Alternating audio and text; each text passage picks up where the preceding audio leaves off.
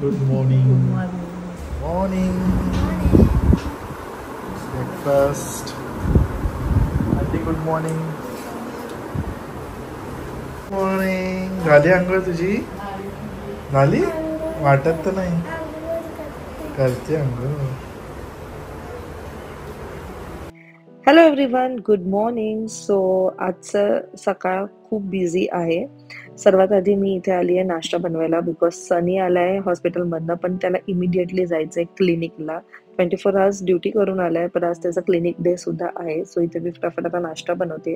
नाश्त्याला केला आहे उत्तप्पा आणि साईड बाय साईड इव्हन जेवण सुद्धा बनवते, कारण माझी सुद्धा खूप सारी कामं आहेत जे मला वाइंड अप करायचं आहे बिफोर टाइम. आज लंचला असणार आहे बोंबील, त्यानंतर आमटी, भात आणि भाकरी. लेट्स सी संध्याकाळी काहीतरी वेगळं बनवेल. नाही ते त्या साईडला खराब झालेत ना म्हणून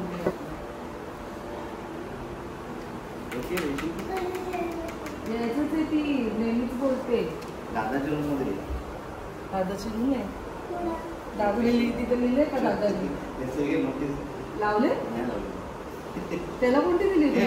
आमची देवघराला ऍडमिशन कुठे घेतलं? Hello everyone, good morning and welcome you all to Rachna's Evangel World. Me as Sunny, and yes, it's a new day, new beginning. Day starts with all you lovely and beautiful people. So back to home, आलो 24 hours duty करून आता परत चालू क्लिनिकला. So yes, back to back duties आहे, कारण लवकरच सुट्टी घेणार आहे. आणि येस, आम्ही कुठे जाणार आहोत हे तुम्हाला समजणारच आहात. त्याच्या आधी आज आम्ही काय काय करणार आहोत हे समजणार आहे. So please stay tune and yes, be happy, keep smiling, spread love and happiness everywhere and yes, live love.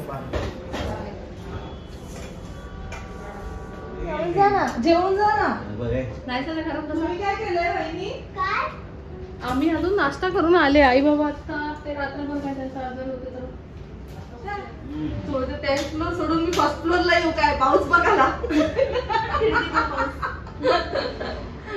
काय बोलाल? थांबा, त्याला गरम होतंय.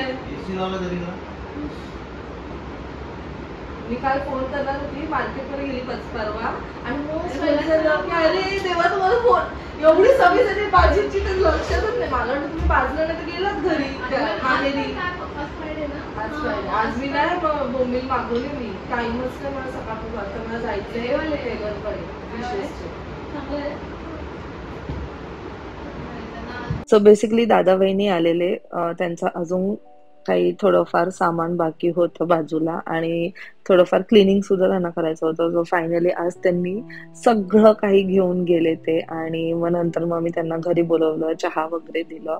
मला त्यांची एवढी आठवण येते ना, कारण 9 इयर्सचा जो प्रवास होता, जे जर्नी होतं, जे आमच्या बाजूला राहून आम्ही कितीतरी मोमेंट्स शेअर केले. तुम्ही सुद्धा पाहिले, एकमेकांच्या घरी जाऊन जेवण बनवणं, पार्टी करणं वगैरे वगैरे खूप काही गोष्टी.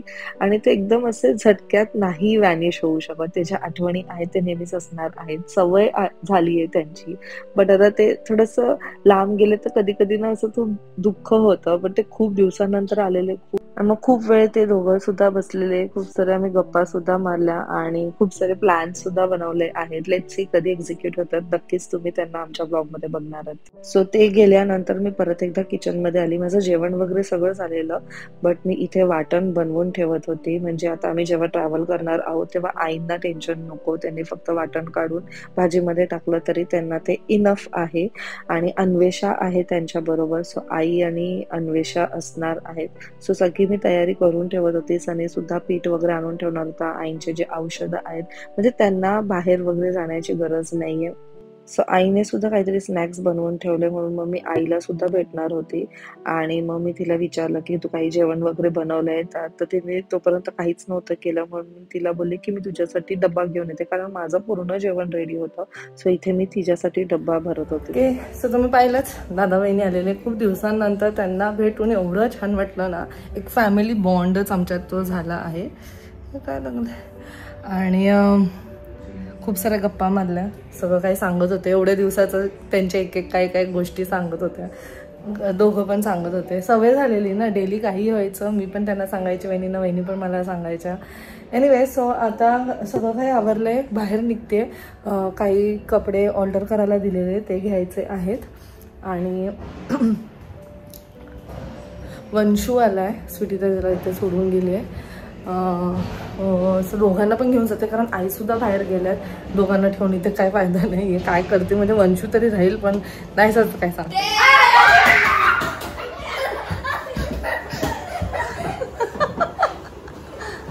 काउंटिंग करून करून थकले. मामा कधी येतोय? मामा, चाचू, बाबा.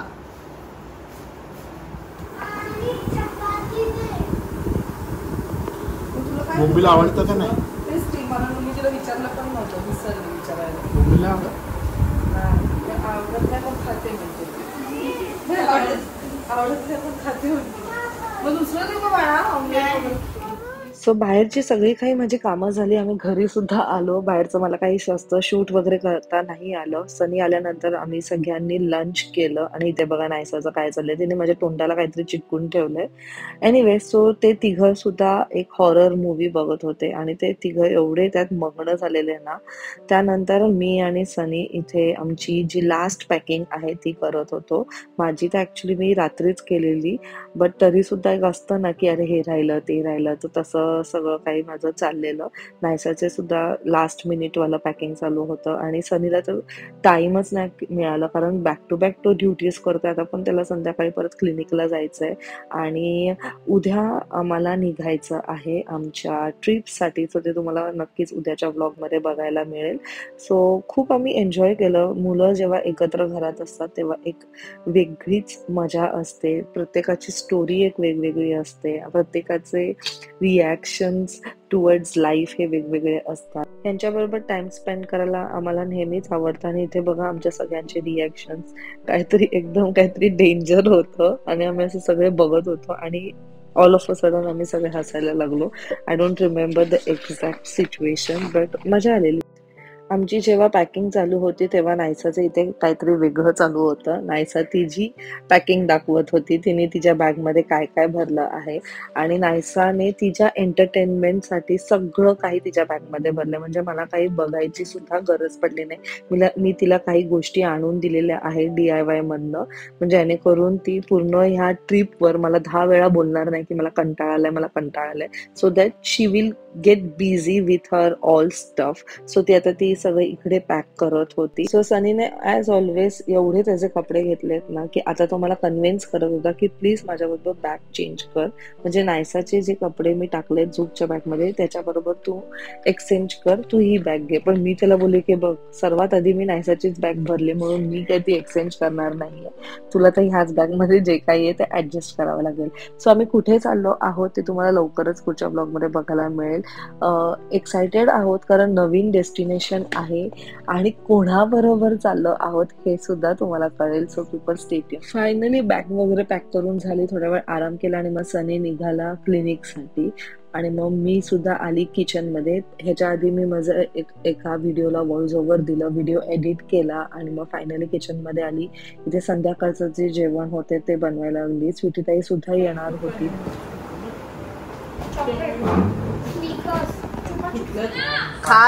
खास अभुनी आलेले सेम संगीता पण असंच बोलतो.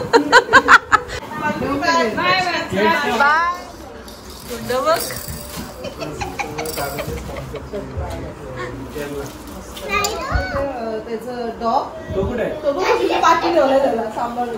आणि हे आई काय कळते. दीदी कुठे आहे? दीदी आले ऑटो, ती होती आणि एकटा चालवणारा. मी पण नव्हती तेव्हा. 3 तास नाही एवढा, पण तो घाट बेकार आहे. पायकरा वॉटरफॉल म्हणजे पाईन फॉरेस्ट करून वगैरे ते सगळं आणि जाताना पूर्ण असतं. आणि ना आम्ही नाही बोलतो दोघं पण बघू. हा तर ड्राईव्ह करत तो कुठला तरी आहे ना तो व्ह्यू पॉइंट, मिडल पॉइंट. थांबला आणि थोडा वेळ नॅप घेतला मग आम्ही परत पुढे निघालो. एकदम पकवास रस्ता आहे तो. नाही संपत. आम्ही पण कंटाळलेलो पण आम्ही वन शॉट भडकदा काढली असू आणि किती 700 किलोमीटर चालवली. कर्नाटकावरून काढली आम्ही. हुबलीच्या मी अजून आणली होती कॅपॅसिटी नव्हती. मी कोल्हापूर लक्षात 11,500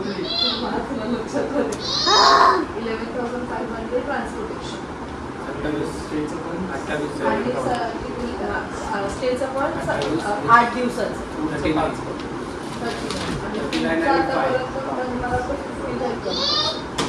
नायसा सगळीकडे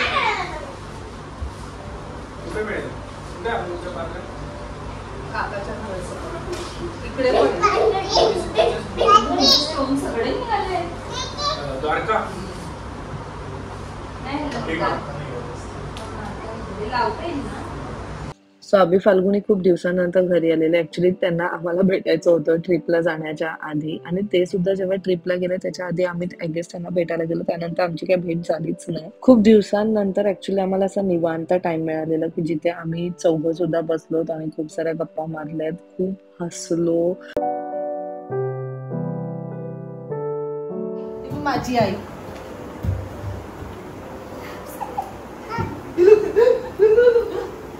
नायसू मग कुठे झाली तू उद्या? न्यू घरी. एरोप्लेननी कुठे झाली नायसू? नायसू कुठे झाली तू एरोप्लेननी? कुठे झाली? केस बरे कापले? हे नव्हतं ग, कळतच नव्हतं त्यांना कुठून कसे कापायचे. तर कसे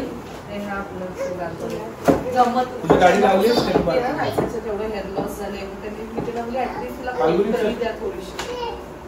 ते आपली हे घे. हो. आणि हे जॅकेट नाही एवढे चलो काळजी घ्या. गंडू माझी काळजी घ्या. आरामात जा, एन्जॉय करा ट्रिपला. काय आणू तुझ्यासाठी? सो फायनली 12 का 12:15 वाजता अभि फाल्गुनी निघाले. आम्हाला सुद्धा लवकर सकाळी उठायचं आहे कारण आमची फ्लाईट आहे, आणि आम्ही कुठे चाललो आहोत ते नक्कीच तुम्हाला पुढच्या ब्लॉगमध्ये बघायला मिळेल. So you people stay tune. Till then bye, take care and live, laugh and love.